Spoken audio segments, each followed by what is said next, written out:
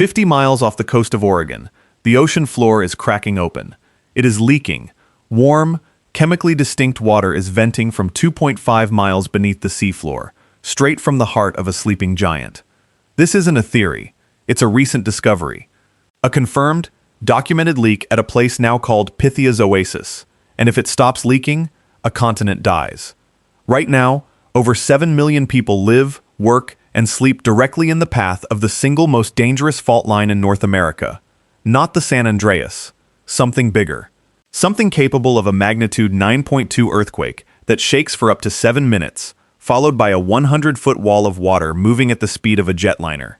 They call it the Cascadia Subduction Zone, and when it finally breaks, the shaking will be the only warning anyone gets. After that, a countdown begins. For some, it will be 20 minutes. For others, closer to 10. For entire towns, it will be just 11 minutes to outrun the Pacific Ocean itself. 11 minutes. If you're just hearing about this, it might feel distant, abstract. It isn't. The ground is literally changing. For a channel like this to keep tracking these developing stories, we depend on our subscriber community. Many of you who watch this content forget to subscribe. If this is information you need to have, take a second. Hit the button. It's an emergency broadcast system you choose to build. Let's begin. This story is not about what might happen. It's about what has already started. For decades, the Cascadia Fault was a ghost. A 700-mile-long megathrust fault stretching from Northern California to British Columbia that produced no regular earthquakes. Scientists called it aseismic. They thought it was harmlessly creeping along. They were wrong. It was not creeping. It was locking. Building tension for 3 centuries. Saving it all for one singular moment. University of Washington seafloor geologist Evan Solomon compares it to an air hockey table. He co-authored the 2023 study that blew the lid off this thing. The venting fluid from Pythia's Oasis, he explains, is the air that keeps the puck, the massive Juan de Fuca plate, gliding smoothly under the North American plate. If the fluid pressure is high, friction is low. But this newfound leak means the air is being turned off. The fluid that acts as a tectonic lubricant is escaping into the ocean instead of staying trapped between the plates. As the lubricant leaks away, the 2 plates lock together more tightly. Friction builds. Stress accumulates. The puck sticks to the table until the force becomes so immense that it has to release all at once. That is the snap. That is the magnitude 9.2. And for the first time, scientists are watching the air hockey table lose its air in real time. The discovery was an accident. In 2014, a University of Washington undergraduate named Brendan Phillip was on a research cruise. He wasn't looking for a doomsday fault, he was just an oceanographer tracking sonar signals. Then he saw something impossible. A massive plume of bubbles rising from the seafloor, a signal so strong it had to be a malfunction. It wasn't. It took years of return trips, robotic submersibles, and chemical analysis to understand what he'd found. The water venting from Pythia's Oasis was 16 degrees Fahrenheit warmer than the surrounding seawater. It carried a unique chemical signature, loaded with minerals that could only come from one place, the superheated, high-pressure boundary 2.5 miles deep where the plates meet. This was tectonic fluid, the fault's lifeblood, bleeding out into the cold dark of the abyss. Before this, the models were just that, models, statistical probabilities. But Pythia's Oasis is physical evidence. It is a blinking red light on the dashboard of the continent. The machine isn't just making a noise, it is actively breaking down. And now we know how. We're watching it happen. And we have to ask a hard question. A question people from Seattle to Vancouver to Portland are likely considering right now.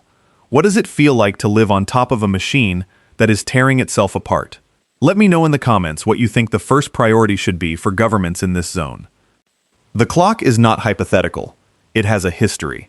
On January 26, 1700, at approximately 9 p.m. Pacific time, the Cascadia Subduction Zone ruptured along its entire 700-mile length. We know the exact date and time, not because of any Western scientific record. We know it because across the Pacific Ocean, in Japan, samurai, merchants, and villagers recorded the arrival of a mysterious tsunami, a wave that appeared without the warning tremor of a local earthquake. They called it the orphan tsunami. They had no idea where its parent had come from. It took 300 years to solve that mystery. In the late 1980s, geologists in Washington and Oregon began noticing something deeply strange: entire ghost forests of dead red cedar trees, all standing eerily preserved in coastal salt marshes. By studying the tree rings, they found that every single tree had died in the exact same season. In the winter of 1699 to 1700, the land they were rooted in had suddenly, violently, dropped by up to 6 feet in a single event. The subsidence plunged the healthy forest into the tidal zone, where the salt water poisoned their roots and killed them all at once. The connection was a breakthrough. The ghost forests were the evidence of the earthquake on the American side. The orphan tsunami records in Japan were the evidence of the wave it produced. By calculating the tsunami's travel time back across the Pacific, scientists could pinpoint the moment of the quake with chilling precision. Around 9 p.m., on a Tuesday night. A magnitude 9.0 event that sent a wall of water across an entire ocean. But it also sent one in the other direction, west, toward the new, sunken coastline of North America. The oral traditions of the indigenous peoples of the region, from the Yurok to the Quileute, had been telling this story for centuries. They spoke of a titanic battle between a thunderbird and a whale, a struggle so great it shook the land, caused the ground to swallow whole villages, and then sent the ocean to sweep the shore clean. These weren't myths, they were eyewitness accounts, passed down generation after generation. Scientific data was finally catching up to a truth that had been preserved in storytelling for 300 years. The recurrence interval for these full-margin ruptures averages about 500 years. But it is wildly unpredictable. Sometimes the gap is as short as 200 years. Sometimes as long as 1,000. The last one was in 1700. It has been 324 years. We are living squarely in the window, not at the beginning of it, deep inside it. This is the part of the story that often gets sanitized, the part that statistics and magnitude numbers fail to capture. When the next Cascadia event happens, the experience on the ground will be something outside modern human comprehension. First, the shaking will start. Not a jolt, a roar, the sound of the Earth's crust unlocking. For the next 3 to 7 minutes, the ground will not stop moving. It will be a violent, continuous, rolling motion. The kind of long-period shaking that tall buildings are uniquely vulnerable to. The kind that liquefies soil, turning solid ground into a slurry that can no longer support foundations. Bridges will tear themselves from their moorings. Overpasses will collapse. Unreinforced masonry buildings, the historic brick structures that give cities like Seattle and Portland their character, will simply disintegrate. Robert Ezell, the director of Washington's Emergency Management Division, does not mince words. He has stated publicly that this will be the worst natural disaster in our country's history. FEMA's models are just as stark. They project upwards of 14,000 direct deaths in Oregon and Washington alone. Economic damage is projected to exceed $134 billion, and those are just the immediate impacts. The real horror begins after the shaking stops. That's when the clock starts. The 11-minute clock. When the North American plate snaps upward, it will displace a volume of water that is almost impossible to imagine. It will create a dome of water on the ocean's surface that will collapse outward in a series of waves. The first of these waves will not be a gentle rise. It will be a turbulent, debris-filled wall of water, up to 100 feet high in some places, charging toward the coast. In that moment, everything we take for granted about modern life will be gone. The power will be out. Communications will be down. Roads will be buckled, impassable, littered with collapsed structures, and every single person in the inundation zone, the low-lying coastal areas, will have to make a choice. Not with hours of warning, not with official evacuation orders blaring on TV. The earthquake itself is the only evacuation order they will ever get. They will have to get on their feet, ignore the dead and the injured, and run, uphill, as fast as they can. They will have, on average, 11 minutes, just like the people in Samoa in 2009. An earthquake, then silence, then 11 minutes later, a wave that erased everything. The Cascadia scenario is a direct parallel. There is no time to gather belongings, no time to find loved ones. There is only time to run. Just a reminder, if you know anyone, family, friends, living in the Pacific Northwest, now is when you hit share. Send them this video. This is not about fear, it's about awareness. If you appreciate us putting this information out there, a simple like on the video helps the algorithm get it in front of more people who need to see it. It's a small click that makes a big difference. What makes the current situation so much more alarming is what we have just learned. Until 2024, our picture of the Cascadia Fault was blurry, a generalized threat zone. We knew it was long, we knew it was dangerous, but the specifics of its structure remained a mystery, hidden beneath miles of water and sediment. Then, in June 2024, a team led by marine geophysicist Suzanne Carbot from Columbia University's Lamont Doherty Earth Observatory published the first-ever comprehensive map of the sub-seafloor fault. The project was a monumental undertaking.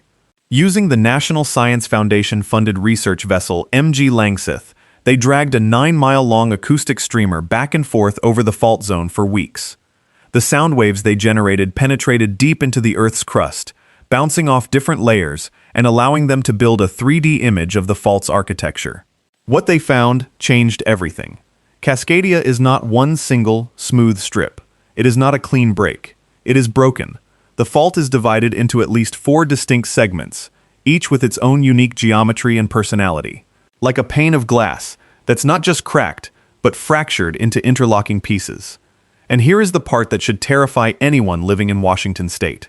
The segment off the coast of Washington is fundamentally different from the others. It is flatter, smoother, and sits shallower beneath the seafloor than the segments off Oregon and California. Carbot's team concluded this geometry is critical. A flatter, smoother fault can accumulate more stress before it breaks, and when it does break, the slip is likely to be larger and more uniform. A bigger slip displaces more water. A bigger slip generates a bigger, more destructive tsunami, aimed directly at the Washington coast, at Seattle, at Tacoma, at the millions of people who live around Puget Sound. The 2024 map is not just an academic achievement. It's a recategorization of risk. We now know the fault is segmented. This raises the terrifying possibility that one segment could rupture on its own, without the entire fault going at once. A massive, magnitude 8+ earthquake might not be the big one, but just a big one for, say, northern Oregon. Or it could cascade, with one segment's rupture triggering the next in a domino effect of destruction along the entire 700-mile coastline. The new map has not provided comfort. It has provided a more detailed menu of possible catastrophes. It reframes the leak at Pythia's Oasis in a much more sinister light. The leak is located off the coast of Central Oregon. Is that segment losing pressure faster than others? Is the stress now transferring to the locked, flatter segment off the coast of Washington? We used to think of it as one big problem. Now we know it is a series of interconnected, highly volatile problems. An intricate doomsday machine with 4 separate triggers. Let's talk about the California bias for a moment. When people think of the big one, they think of earthquakes. They think of California. They think of the San Andreas Fault. Hollywood has made dozens of movies about it, and it is a serious threat. But the San Andreas is the wrong kind of danger to compare this to. It is a strike-slip fault, where plates grind past each other horizontally. The maximum credible earthquake on the San Andreas is around a magnitude 8.0, a monster to be sure. But Cascadia is a subduction zone megathrust fault. It is a completely different beast. Here, the entire Juan Fuca plate, a slab of ocean floor the size of a small country, is being forced under the North American continent. The energy release is orders of magnitude greater. A magnitude 9.0 earthquake, the kind Cascadia produces, is not just slightly stronger than an 8.0. The logarithmic scale is deceptive. A 9.0 releases over 30 times more energy than an 8.0. It shakes for minutes, not seconds. It deforms the entire continent, dropping coastal land by several feet in an instant. The San Andreas can destroy a city. Cascadia can rearrange a coastline. It can render an entire region, an economic powerhouse of over 10 million people, uninhabitable for a generation. The Pulitzer Prize-winning journalist Catherine Schultz put it best in her 2015 article for The New Yorker that woke the world up to this threat. She wrote about the everything-at-once nature of the disaster. It's not just an earthquake. It's an earthquake followed by liquefaction, followed by landslides, followed by a tsunami, followed by the collapse of the entire built environment. And then, the aftershocks, and the fires, and the release of hazardous materials from ruptured industrial facilities. It is a cascade of failures that no community, no matter how prepared, can fully withstand. Preparedness is a difficult conversation in the Pacific Northwest. After Schultz's article went viral, there was a surge of public awareness and legislative action. Money was allocated for seismic retrofitting of schools and hospitals. Tsunami evacuation routes were marked with blue and white signs. But the scale of the problem is overwhelming. Oregon has an estimated 1,000 unreinforced brick buildings that are likely to collapse. Washington has more than 3,000. These are not just buildings. They are homes, apartments, historic businesses. Retrofitting one school can cost millions of dollars. Retrofitting an entire region's critical infrastructure, its bridges, its ports, its liquid fuel pipelines, its power grid, against a magnitude 9.2 event is a multi-trillion-dollar problem. The money simply is not there. So, communities do what they can. In coastal towns like Seaside, Oregon, they build vertical evacuation structures, essentially man-made hills or reinforced platforms designed to get people above the expected tsunami height. But there are only a handful of these structures along the entire coast. For most people, the only plan is to run. It has been a few minutes, and if you have stayed this long, you are clearly invested in this. I know I've asked before, but it bears repeating because it's that important for us. Subscribe. We are tracking this story, and when there's a new development, another leak, a new study, a change in risk assessment, you will be the first to know. Think of it as your personal geological intelligence briefing. It's vital. The psychological component is the strangest part of all. Millions of people live in this beautiful, dynamic region, knowing the ground beneath them is a time bomb. There is a cognitive dissonance that is required to get up, go to work, and plan for a future in a place that geologists will tell you has a 10 to 15% chance of being obliterated in the next 50 years. Chris Goldfinger, the Oregon State University expert who helped pioneer much of the foundational research on Cascadia, has been saying for years that it's not an if, it's a when. 50 years might seem like a long time, but as one county emergency manager put it, in geological terms, it's a blink of an eye. This leads to a kind of fatalistic preparedness. People have go bags. They have weeks of water and food stored.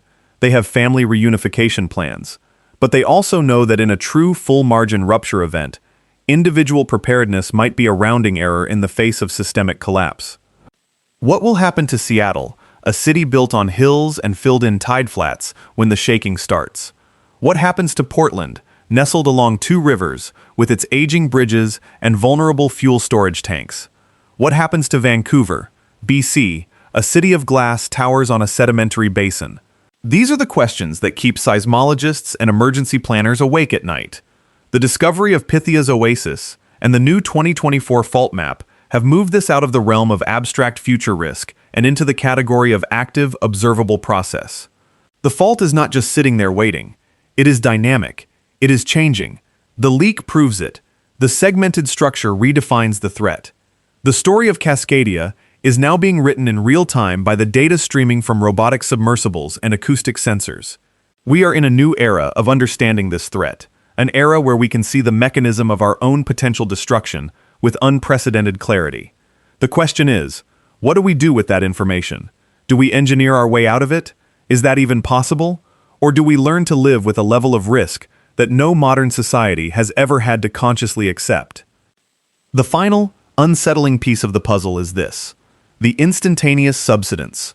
When the tension releases, the coastal edge of the North American plate, which has been bulging upward for centuries under the strain, will suddenly drop, in some places, by as much as 6 feet, instantly. This means highways, escape routes, and entire low-lying communities will drop below sea level before the tsunami even arrives. The escape route disappears at the exact moment you need it most. The ground itself becomes an accomplice to the wave that is coming to drown it. It's a scenario almost too cruel to engineer. A perfect trap, a countdown clock that starts after the world has already fallen apart around you, with an escape route that might not even exist. For 7 million people, this is not a science fiction plot. It is the baked-in geology of home, and the ocean floor, 50 miles offshore, is now sending a clear signal. A warning. It is leaking. The pressure is dropping, the plates are locking, and the silence that has held for 324 years is getting thinner every single day. The really big one is coming. The only question now